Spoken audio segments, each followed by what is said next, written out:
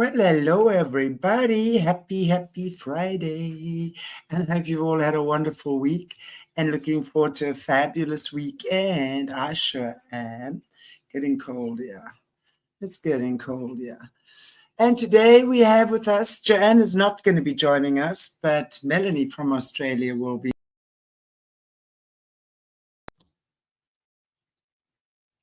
I'm back. It's Friday, guys. My finger pressed the wrong thing. So let me start again.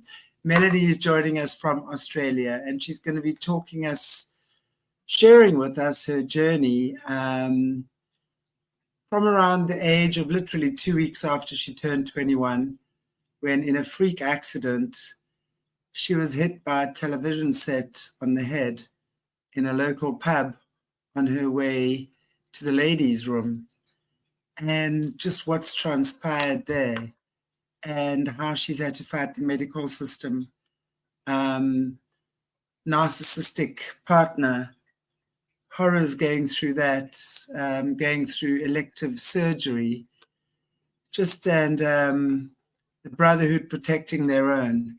You know, there's so many stories like this, and I'm just so appreciating everybody who actually speaks up about these things. You know, this is stuff that should not be kept hidden. And I really appreciate each and every one of you survivors, whether you're from SRA, RSA, ancestral abuse, whatever it is. Speaking up is probably one of the most healing things we can do for ourselves as well as our community. So I'm very happy that Melanie will be joining me in just a few minutes. But before we go ahead, I'm putting a shout out again for this month's Make-A-Wish. And that'll be for our viewers, Amanda Nichols and her husband, who unfortunately had a tragic accident not too long ago, injuring both hips and his back, couldn't and is unable to work. She has fibromyalgia as well as 3 autoimmune diseases, pretty much making it impossible for her to work as well. They really are doing what they can to bring things together for themselves. So I thought I would put it out here for our community to see if there was anyone who is able to support this couple in need right now. Thank you so much for the viewers who have supported already. And please know that your gifts are hugely appreciated. In the description area, you'll find via the link to my PayPal, as well as buy us a coffee. You can donate on there, and you could just say it's for the Ara couple. Okay. Thank you so very much, everybody. And on that note, without any further ado, Melanie. Hello. Melanie, all the way from Australia. Welcome. How are you? Thank you. Thanks for having me on the show. It's so great to have you. Really, it is. How are you doing? I'm okay today. Well, it's a little bit of a lie, but no, not the best, but I'm all right to do the show. Thank you so much. I know that you're not feeling great. You're going in for surgery shortly. So I really appreciate you joining us. It's never pleasant or easy when you're not feeling good. So sending you much love and appreciation. And again, everyone in the chat, thank you so much for joining us. Really appreciate you guys. And I see you Americanos are up bright and early again. So good to see everybody. Melanie, wow. Well, before we go ahead, maybe you want to just give us a short introduction to yourself. You have been on the show before with Joanne on the Joeys. I know you are a huge and very important part of the work with the Joeys, the kangaroos in Australia, and you work a lot with Joanne. And I mean, I know what you guys do there, it's amazing. And I also know how incredibly healing these, I want to call them cryptids, I call them my gongers, right? Little Because that's spirit what, animals. Yeah. absolutely, the gongers. So it's amazing that you've been able to connect. And I know you guys are doing fantastic work there. But maybe you can just start off by giving us a short synopsis, just start who you are. And I know your story really starts 2 weeks after, or the story that you want to share. Let me put it that way. Your story started long before then, but the story that you're going to be sharing with us starts about 2 weeks after your 21st birthday. So do you want to? Yeah. Basically, growing up, we did move around a fair bit, and I did struggle a little bit with changing schools and all that sort of thing. But looking back now, I'm happy I did it, because I think it's really good to be able to speak to more people, and I'd never let anybody be not included anymore. Like, I'm really sensitive to making sure people aren't left out and that sort of thing. So as an adult, I'm okay with it. As a child, I wasn't. But I was pretty happy childhood, and I had a really loving family, and I was really happy with where I was going in life. I actually felt at age 20, I started an apprenticeship as a painter and decorator, and it was different, but I really enjoyed the decorative side of it, and I saw myself having my own business, just getting creative. And I really liked how you'd go in and see a terrible wall, but by the end of the day, you could actually see what you've done. So I was feeling pretty good with myself, and I won an award as the runner-up apprentice of the year, which I was really proud of, and I just felt that I was going places. And then I turned 21, and 2 weeks later I had my accidents, and that just sort of really just shattered everything, because I was really physically strong. Even growing up, my dad used to get me to help him do everything. My brother was more fine-boned, and he was very sort of musical and theatrical, and I was the muscles of the family. So it was a shock to then go from that to this next person who was sort of stuck in bed all day and vomiting so much. It was 25 to 30 kilograms of an old school television, not the flat screens that we have today, that somehow was pushed off and just happened to land straight on my head as I was and it was a really busy night. I remember sort of going, excuse me, trying to work my way towards the ladies' toilets, and it just fell and landed on my head. And I do remember at the time, I didn't know what it was. I just remember thinking, oh, someone must have just smashed a glass jug on my head, because it was so painful. And then I don't remember hitting the floor, but it was the television.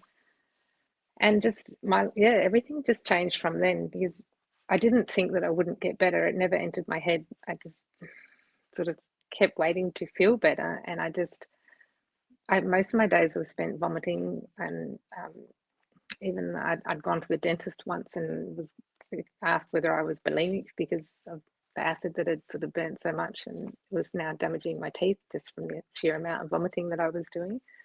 The pain levels were just through the roof, and it just I lost But my job. I'd be interested for you to share, if you can, and obviously I know there's certain things you can and can't really talk about or comfortable, and that's absolutely fine. But I'd like you to share with our viewers the attitude of the pub, the establishment. What was their attitude? They were very dismissive and very unkind. So originally, when the accident took place, they just whisked me next door, because it was a hotel or pub thing, and next door was the drive-through bottle shop, and they just took me to the drive-through bottle shop and put me on a milk crate and stuck an ice pack on my head, and basically called a taxi for me to go home. There was no ambulance called or anything, and I had struggled because I wanted to let my friends know what had happened, because I just didn't feel that I could just leave the pub without telling anyone that I'd just gone. And there was a lot of refusing to let me back in, and then I said at the time of my accident, young girls had gone missing. It was all over the news about missing girls disappearing from pubs. So I was eventually allowed back in to say I've been injured and I need to go home, and a friend came home with me in the taxi. They just were not helpful at all. My parents were living away from me at the time, so when I wasn't getting better, they came down to see what had happened, and my dad wanted to see exactly so he could make sense what had happened with the accident. So we went back to the pub, and we were shown, and the television had actually been put back into place exactly where it was. And he sort of, I couldn't, when I stood up and put my hands up, it was high enough and I couldn't reach it, but he was able to sort of shake it a bit, and it wobbled again. And that's when he went, "Have you put this back up without securing it a second time?" And they said, "Well, yeah." The actual words were, "Well, it fell off, but it landed on something soft, so we put it back up." And we went, "That something soft was me." So, and what are you doing putting it straight back up? So we couldn't believe. And he called WorkSafe people to come and have a look, because he was outraged that they just stuck it back up there to happen again. And even WorkSafe wasn't interested, because all they kept saying, "Well, I didn't work there, so it wasn't their responsibility." And his response was, "Well, other people do work there, and their safety should be also come into account here." So they did get addressed, but we couldn't really believe that. Was the pub in Perth? Question, yeah. Was the pub in Perth? Yeah. Yeah. It was in Can you Perth, say the name of it? it was the Wembley Hotel. It was the Wembley Hotel. So it was the owned Wembley by the West Coast Hotel Eagles. in Perth. Let's give a shout out to the Wembley Hotel in Perth. Are they still around? I'm not sure. I think they are, but not owned by who it was at the time. So, and it just wasn't handled very nicely. And we did find out years after the fact. My brother ended up bumping into somebody that worked there at the time that I had my accident, and he said, "Oh, he remembered something." And my brother just said, "Oh, my sister had an accident there, and the TV fell on her head." And he said, "Oh, I was there that night. Yeah, we all had a meeting after work that night. We were all told that if anybody asked anything, that we saw nothing and no one was allowed to come forward." And so they made it very difficult from the very beginning. The duty of care was not there, and it just. I cannot tell you how stuff like that infuriates me. That an establishment like that, I mean, obviously they know they're going to get their asses sued, right? Because that's complete negligence. And I mean, there have to be some kind of safety precautions in place if you're going to have an establishment full of people. You can't just be having a TV set hanging over people's heads that's not secured, and then threaten the staff afterwards. Yeah, and put it straight back up. Meanwhile, I mean, your entire life has changed because that experience was about you losing your job. You just won the runner-up apprenticeship of the year. So you lost your job. You had to move from where you were staying. You're 21 years old. You're just starting out in life. You're excited. Things are going well. You're starting to achieve, and boom, this happens. My question is that there had to have been some kind of legal proceedings or something happening. What actually happened there? Were you able to get attorneys to defend you? What happened? We ended up. My doctor had a son who was a lawyer, because I didn't have any funds, so I couldn't really afford anything, and it was really hard to get any proof.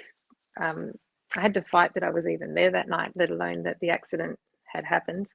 My scans at the time didn't really show any damage. They do now. The technology is now showing the point of impact, and it's quite obvious. And as an apprentice, my loss of income wasn't a great deal, and I just really was too sick to really do much more as well. And they had all the money. Like, one of the specialists I went to, or there were two. One of the specialists I went to, he was so dismissive. Like, he just said that, the army wouldn't need guns. We'd just tap everybody on the head and the whole world could sit home incapacitated. My mum ended up writing a letter of complaint to him, because it was just, I was 21 years of age. It wasn't in my interest to stay or be a sick person. I was doing everything in my power to get well. So your specialist says the army doesn't need guns. All they need to do is hang people or drop them on their heads. Just tap them. Not even. It was just It was 30 kilograms that landed on my head, and my dad said all along, just physics alone, the energy had to have gone somewhere. So to have a very high Of neurologist course. say to you, it's just a tap on the head, it wasn't. It just shows you how that is evil. That is evil. And even That one of the is other evil. specialists, he was on, it was really good. Like, it was really nice the whole way along, and it referred me to have this other treatment, and that was happening. And then I went back via their insurance or something, and his whole demeanor changed. And then the report came back that basically I was faking it all, and I just wanted to be sick. And we thought, where did this come from?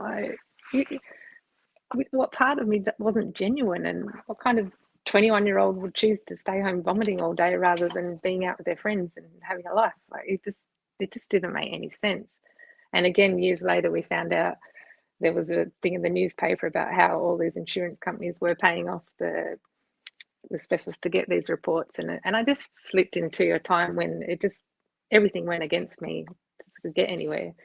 So yeah, I did end up getting a small payout, but it wasn't enough really to do anything with, and it certainly, I'm 49 years of age now, still on a disability pension with a mortgage. I don't have any sort of spare funds. So this has been going on for more than half your life.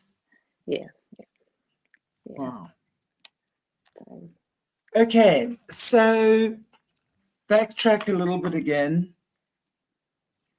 So around about the age of 24, you meet someone, a man that you fall in love with and end up marrying at the age of 28. Can you maybe tell us about that adventure? Adventures. My self-esteem was pretty low. Stemming back in childhood, I was teased. I wasn't called ugly. I was fugly. It was, effing ugly. That was my nickname. And the boys would ride past on the way to school and call me that every morning. And it didn't bother me in the sense of I didn't go home crying, and I didn't feel bullied, but I did feel very self-conscious about how I looked, and that no one would ever really want, it would take a special person to want someone as unattractive as me. Like that was sort of ingrained. And I was sort of very slow to bloom. Like, my parents slept very well at night time. There was nothing about me sneaking out or doing anything. And I didn't really have any boyfriends really at all. And then he came along, and he was sort of so understanding, and everyone kept telling me how wonderful he was, because what kind of person could handle someone that was as sick as I was, would had to be like an angel from the heavens. And he really ran with that. Like, he already had, like, he had so much going for him, and I couldn't have anything. So he sort of belittle you in front of everybody all of the time. Like, even if you'd go out with having a barbecue, and in front of everybody, he'd be so nice. Like, let me get that plate of food for you. Would you like some chicken? And would you like some of this? And he'd serve you in front of everybody, and everyone go, aren't you so lucky that you've got a good man there? Look at him serving you. But then when you get home, I'd have to do everything myself and do it for him. And, he just was so different out in public. And all I ever got told was how lucky I was to have someone that was so understanding. And in hindsight, I shouldn't have married him a lot. Like, even little things down to just, you would think he was the bride when it came to the wedding, because I wasn't even allowed to choose the color of my bridesmaids. Like, it was all what he wanted. And he's just so controlling in so many ways, and then just made out that he was wonderful and that I was basically a dead weight. And even though I was really, really sick, and it's so interesting. I want to just mention here, because this is such typical narcissistic abuse. It starts off with that phase of love bombing, right? Couldn't get enough of telling you how amazing you are and giving you the understanding that you'd never, ever had in your life before. And I mean, even though, as you say, going back to childhood, being called fugly by the boys in your class, by the way, at least 4 of them would have been completely head over heels in love with you. So that was just their own little egos not being able to say, wow, you're really beautiful, right? So that's usually the case. And I say it because over the years, I've spoken to a lot of men, I've counseled a lot of men, and we've often joked about stuff like that. And they would admit to telling me that the girls, their first crushes, that little girl in grade 1 or grade 2, they still remember her. And they were the ones that they teased her the most. This is coming straight from the horse's mouth. So just turn that narrative around right now. But it's very interesting because, as you say, you already had that. Boys telling you you were ugly, you were worth nothing. And of course, your confidence takes a knock, whether you show it or not.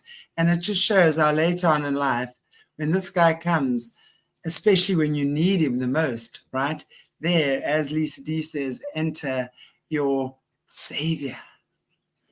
And he just picks up everything. I mean, did you believe he was doing these things because he was in love with you? Did you think he was so in love with you and trying to help you so much and trying to make sure that you were that okay, that that's why he was doing these things? Was that what was going on in your head? At first I did. I thought it was finally someone that understands, that's compassionate enough to see the person within. And then it wasn't. It just, I'd still put the washing on the line, the clothesline. It would take me 45 minutes because I'd do like 1 peg, 2 peg, stop, 1 peg, 2 peg, stop, because that's all I could do with, like, the nausea was so bad. But I would do it, and I would do all my chores still, but it never ever got recognized. It would just be, well, things like, he loved to cook, and I thought that's great because I don't, but I was happy to do the dishes. But so if I ever tried to help cook, I'd be, get out of my kitchen, this is my space. And then that was fine, like it sounded fine. But then we'd go out and he'd say to people, oh, she's so lazy, she'd never see her in the kitchen, doesn't do anything. And you think, are you kidding me? And then it was to the stage where I used to do all the prep work. I'd chop all the meat up, all the vegetables, everything was all done. He'd come in, use every bowl under the sun, and then I'd spend the next 2 hours washing everything up. But still there was no recognition that I did anything. It was just always, oh, you're so lucky to have someone that cooks for you all the time. He was only cooking once a week and we'd have leftovers for the whole rest of the week. The story just kept changing, and it was more that he was just such a hero, so amazing. And I was just getting, you do absolutely nothing. And I think, oh, it got down to, I was sort of only getting 5 hours a night sleep with the Joeys and running the house and doing everything for him. And he just did nothing, yet I was the lazy one and presented in such poor light. And it just, yeah, it wasn't nice. It wasn't healthy for me at all. And when did you start realizing that this was not healthy? well, at the start, when I really was sort of so sick and I slept most of the time, I'd just sit on the couch with him watching, because he used to like watching lots of movies. So he loved me then. He loved me most when I was basically a zombie who would just sit there, and I didn't care what he watched. But I was there. And that was when our relationship thrived.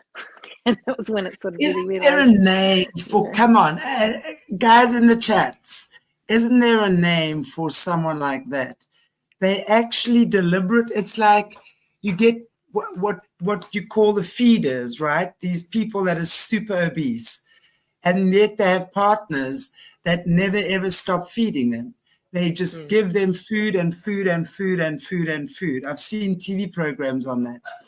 So yeah, I'm like thinking, yeah, somebody in this scenario who sees you as being helpless, incapacitated, maybe, all of these things, and all he can do is pander to your needs, and thereby thriving on the fact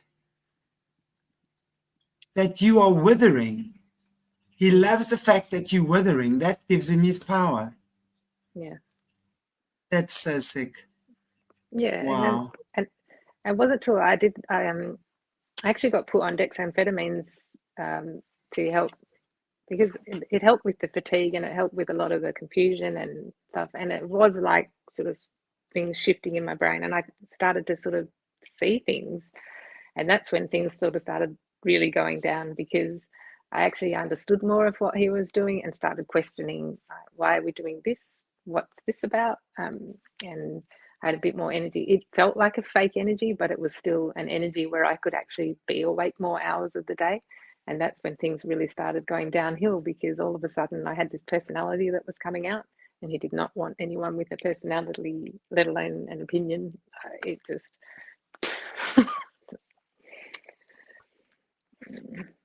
And, Wow. yeah, and I repeated that pattern several times after him, of meeting people that really wanted me to stay sick. Right. Yeah, and I fought really hard, and I thought I was doing the work to get past that sort of thing, and I just kept, for whatever reason, finding people that I thought really understood, compassionate, and were coming from similar hurts or similar goals, and it just wasn't so. It took, Question, yeah. Linda wants to know, did your family notice a change in you? That's tricky, because he worked away, so we left. We didn't see my family that much, and then when we did see them on holidays and stuff, that's when everyone thought that I was just an angry person that just flew off the handle. It was like I put up with all this stuff, and then we'd go see my parents, and he'd put on the most spectacular show, and I'd just lose it, because I just couldn't believe what he was doing.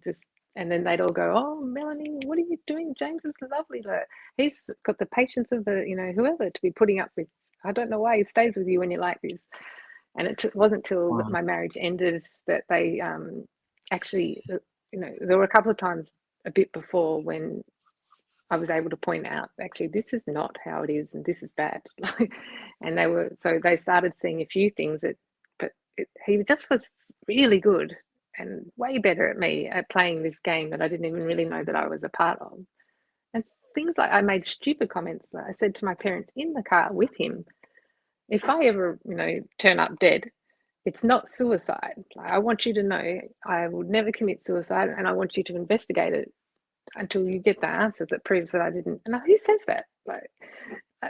And check out James, because I'm telling you right now that I would never do it. So I think part of me knew without knowing that I was really getting into dangerous territories. That I found out after the fact, when the marriage ended as well. I had friends that were avoiding me because they thought that I was going to be killed, and that was very confronting to hear that. And I'm still uncomfortable with that, because I understand them not wanting to get involved, but then I'm not comfortable with the fact of sort of being left to deal with that sort of thing on my own, when I wasn't even aware that that's the position I was in.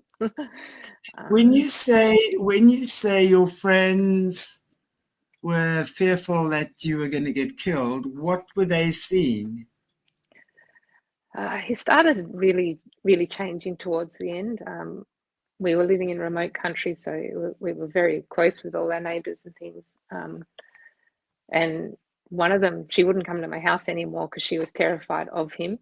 So I don't know what he did to her, she won't say, but he threatened her with stuff and made her very uncomfortable. She's still my friend today. We still talk. It was things like, I used to babysit everyone's dogs while they all went and did fun things. And because I was always home, I looked after their pets while they did whatever. And one of the dogs really didn't like him at all. It really barked at him, and it was embarrassing. It was that much of this dog does not like him. And they were the ones that really pulled away, and they were really concerned that, I don't know what he was saying. I heard bits and pieces along the way afterwards of comments that he made and the lies that were spread. And I'm grateful in the sense that I somehow managed to keep my friends. I made them, and it got to the stage where he used to accidentally lock me in the house all the time. So if anyone came to visit me, I couldn't even let them in because he'd locked it from the outside. And then I couldn't get a key, and all sorts of ridiculous things. So he started giving it away that way, that it wasn't me. It didn't make sense, the lies he was saying about me, when they started knowing who I was. and then I had joeys as well at that time. So I'm not saying I came across as someone that was caring, but all of their dogs all loved me, and the joeys loved me, and people sort of kind of say, if the animals love you, you must be the nice person, and all the animals weren't responding to him. And it sort of helped draw that picture of maybe she's not this crazy person that he's making out. He told so many lies about me. I couldn't believe, I couldn't understand why he was even with me if he believed what he was saying. Because when I heard them back, I was horrified. I thought, gosh, if I was that kind of person, I wouldn't want to be around that. That is completely psycho. You know, he was a police it's hard officer. to understand. Mm-hmm. And it was a boys' club up there too. Like, I used to move all the furniture maybe around. you can help us. Sorry, just repeat that. Oh, once I was moving furniture around and I dropped boxes and I had all bruises all down my arms, and I turned up to work and did something, pulled my hair, and they saw all the bruises. And they went, "Oh, what's this?" And I made a joke, and it's poor taste, but I said, "Oh, spousal abuse, spousal abuse." And and it was said back as a joke, but it wasn't. It suddenly changed to, well, you know, we look after our own here. So it put me back in my place of, we're with Jane and you're not, like, and it went from it wasn't funny that I'd said it, and I don't know why I said it, but then it went very serious. You needed to say it. Yeah, clearly you needed to say it. A Freudian slip, if there ever was one. I mean, because that was giving you the warning, the warning signs right there and then. That was telling you exactly what was going on. And I wasn't going to be looked after. And when it did end, I was in police housing. And because when you join the police, they were all about the family's just as important as the police officer. We've got your back. We're here to support you, whatever you need, blah, blah, blah. And then it turned to, you're in police housing. He doesn't want you there. You have to go. There was no, his boss didn't even ring up to see if I was okay. It was just, my relationship at 15 years ended over the telephone with no warning, no, not by his part. Everything was fine with him. And then I was just dumped and left high and dry. If I didn't have my parents, I would have been completely homeless. So it was what changed? Very traumatic time. What happened that he got tired of looking after the ill? And I put that in inverted commas. Do you understand what I'm saying? Because clearly, I started getting better. I'm not a well person, but I manage it a lot better. When we moved to Esperance, I was really happy there. I'd started making my own friends. I had my joeys, and I was making a real, even down to, they wanted to photograph my joeys and put them on the magazines there. I'd met the right people, and I was exercising. I was feeling fitter than I'd ever felt, and I just felt really happy, and I was really happy with life. And then so I only got to stay there 2 months or something, and then he pulled the pin on that. He didn't, even before we got there, he told everyone I wasn't fit enough to work, and because I was printing stickers and t-shirts and things, and just to get a bit of extra money. And he told everyone before I even got there not to ask me to do anything. I wasn't to do anything. I was so sick, I needed to be in home resting all day, every day. So he didn't like it when I branched out of the home. And then when he went back to work away for the relief work, that was when I stepped into my own. I found my own groove. I was feeling good. We were communicating every day on the phone, and it seemed fine. And I said 2 days before, he was all, can't wait to do this, looking forward to seeing you, blah, blah, blah. And then 2 days later, I get a phone call I didn't even recognize his voice when he phoned, and he ended the marriage. I was like, who is this person? And it was, wow. I think I fainted. I fainted. I hit my head on the thing and on the kitchen bench, and again, I had a bit of a nervous breakdown. I just couldn't. You poor child, being hit on the head. I was so upset about it, and now looking back, I think it did me the the biggest blessing of all. He set me free. Because Yeah. I was, as much as I thought I was happy, I'd sort of lost all of who I was. My mum had commented my house looked like a boy's house. We had everything was to his taste. There was nothing of me anywhere. And if you asked me what I like, I'd parrot back what he liked. I'd stopped even trying to like things differently to what he liked, because it was just too sad to never ever get anything. So if you liked what he liked, then you had a bit of that feeling, at least I've got some stuff I like, even though it wasn't what you liked. It was. And again, yeah, Lisa D's asking at this point, I mean, obviously now we're going further down the line. Had your parents, and I agree with what Joanne was saying earlier on, they were charmed. I mean, absolutely, you know, we understand on this channel how these guys work when it comes to illusion and magic and stuff like that, right? And illusion magic is something these little kitchen witches and more love to cast. So, because it really just creates such a false narrative. It's all about division, dividing and conquering, right? And lies, basically. So he was casting himself as a big fat lie. At what point did your parents become aware that you were being murdered slowly? Not until after the fact, and I got in a lot of trouble for not being open about it. But it was difficult, because I really had really loving parents, and I was torn, because they kept saying, why didn't you end it? Why didn't you leave him earlier? But I was happy. I had my joeys. I never would have had my joeys if it wasn't for his work and where I was. I'd met people that way, and the thought of I didn't have any other income after that. That's another story where we did lose what I had. I was bullied. That's a horrible other story. But so I was totally reliant on him, and if I'd left him, I would have had to move back in with my parents, as I did at age 40, and I didn't want that to be so stuck and trapped, then back living with my parents, because that would squash me even further, was my reasoning. So I didn't let them know much of that. I only told them the good stuff, and look at my joeys, look at the cute pictures, look at my dog. I didn't open up to how bad things were really getting, and I also didn't really want to acknowledge it myself, because a lot of it I did justify. I thought he was working 80-hour weeks, so I thought he's really not around that much. I can deal with this. I can just keep doing what's right by me. But it really didn't hit home how bad it was, and how until quite a while afterwards, when having therapy and stuff, and I just realized, I don't know.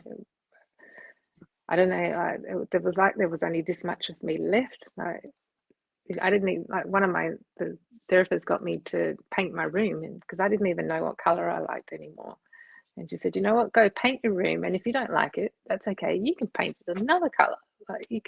But start learning what you like, because I had no idea. I could tell you everything he liked, everything, but I had no idea. I didn't even know how to like something anymore, and that was a shock, just to learn how. Because I always thought I was a pretty strong-willed person, and survived quite a lot of stuff, to then find out that I didn't even know if I liked a color or not without permission. It was very confronting. I can't imagine what that must feel like. I mean, and I can I've never heard anyone in all my years of working with people, and years, I've had a lot of this type of relationship abuse, right? But to the point where someone has said, I don't even know what color I liked anymore. Everything was about him. And yet I can so see how it's possible to get swept away like that, right? And that you really lose yourself and all of the things leading up to that. Because I think this is such systematic abuse. This is not a human being that was doing this.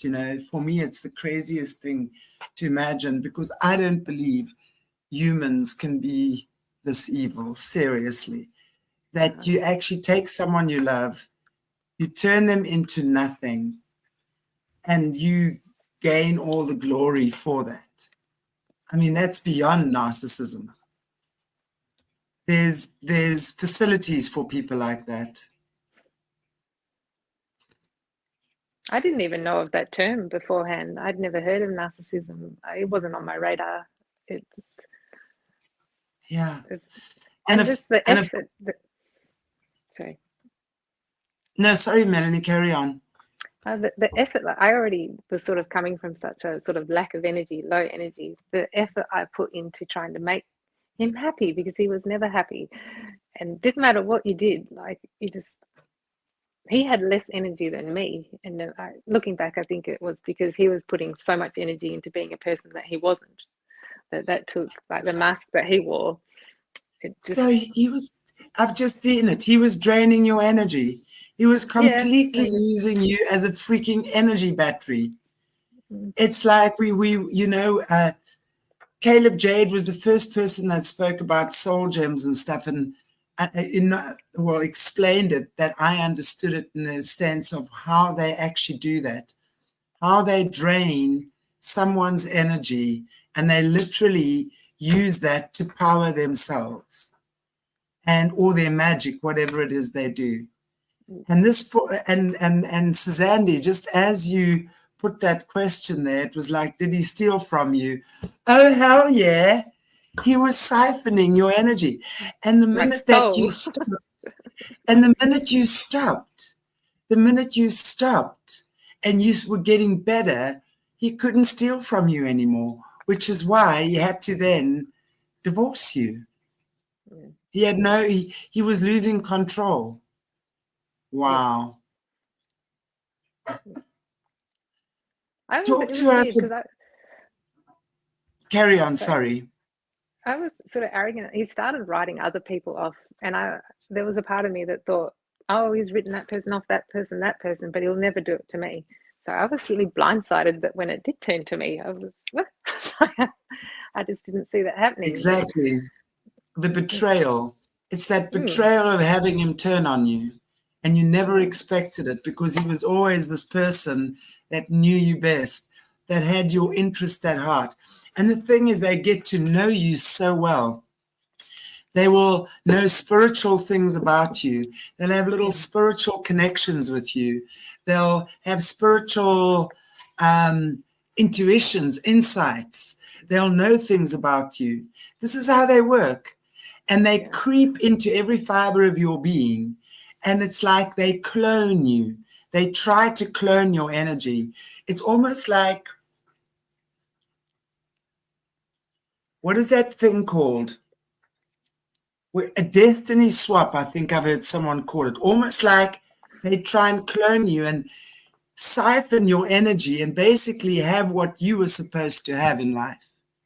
Does that make sense? Would that resonate with what I'm saying?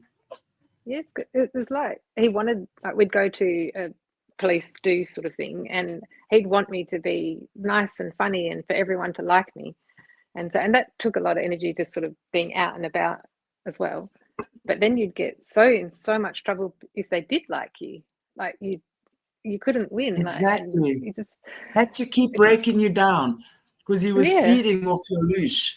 I'd love to know, the guys and girls, this is we're going to be talking. It's been my intention to really go into narcissism and what we're dealing with, because I've realized more and more that as people have come out of the system, right, and as they've taken people into this horrific system, unfortunately, this is what they turn people into, right? That's what they turn people into, is these narcissistic, sociopathic, psychopathic, whatever, right? And my point is that, wow, if we can understand what this is about, And it's just coming to me. And I know I'm getting in bits and pieces. So I'm probably not making much sense right now. But that's exactly when we understand how these guys operate. And many of them aren't actively using dark magic per se, right? You're certainly going to get those that are active in the cult and those that try and actively do their witchy things on you. Yes, there's definitely the cult as well. But I think so many of these people are just so hurt and wounded and have been so abused themselves in life that they have no other understanding of how to do this. And this is exactly what I'm seeing. It's like he latched onto you. He was your hitchhiker. He became like this leech, a parasite, sucking off you. And if you moved in a direction that didn't serve him, he got really angry and then beat you back into place. This is what it is. They're vampires, they're parasites, and they control through fear. And the only way that we stop them is to empower ourselves, is to actually say, fuck right off. Go find your own soul, you big leech. I saw a lady afterwards and she said, oh, you've got this real negative entity attached to you. And it was sort of like kinesiology, but she didn't do anything. She didn't put anything on me, but she said she took this entity from me. I've got a picture here. I don't know if you can see very well, but I got these massive, like 3 big fiery things on my legs and arms that took 4 months to go away. Just, I don't know if it was an entity or what it was, or it was just such a fierce reaction to have something, because it's like there was this negative stuff inside of you that it was putting out the light in me. It's crazy. It is hard to explain, like, especially when I wasn't a dumb person, like, to have committed someone to take so much of me away was really difficult to comprehend. Just my energy was just such a precious thing. It still is to me. It is hard for me to have, like, to use my energies wisely. I have such a limited amount to give, given what little I did have to someone who was so careless with it. I wanted to just, I want to agree with Linda. Yeah. These guys don't go for you if you're a cockroach, right? They've got lots of cockroaches in their environment. So they don't go for you as a cockroach. They go for you when your light is shining and they want to suck from you. But they can't have your light shining too bright because then you dissolve them. So they've got to have you they've got to have that. They recognize frequency. I'll tell you what, that these guys recognize frequency. They recognize that part of themselves that they've lost, that they no longer have, and they'll see it in you. And all they want to do then is own that. They don't realize by doing their own shadow work and by doing their own healing that they are able to then revive their own soul consciousness. It really is. That's how it works. But and I've got 333, by the way. There's 33 people and 3 likes. It just popped up, that 333. So they don't have their own soul consciousness. That's why they've got to take from someone like you, but give you enough time just to kind of make more energy for him. You know what I'm saying? So kind of give you enough space so you could breathe, and then he can suck that, right? And then he's got to let up a little bit again so you can breathe again, create more, and he can take that. You are such a powerful soul. Wow. I've just so seen that whole thing, and you are teaching a lot of people a lot of things right now. Thank you for that. You're extremely brave.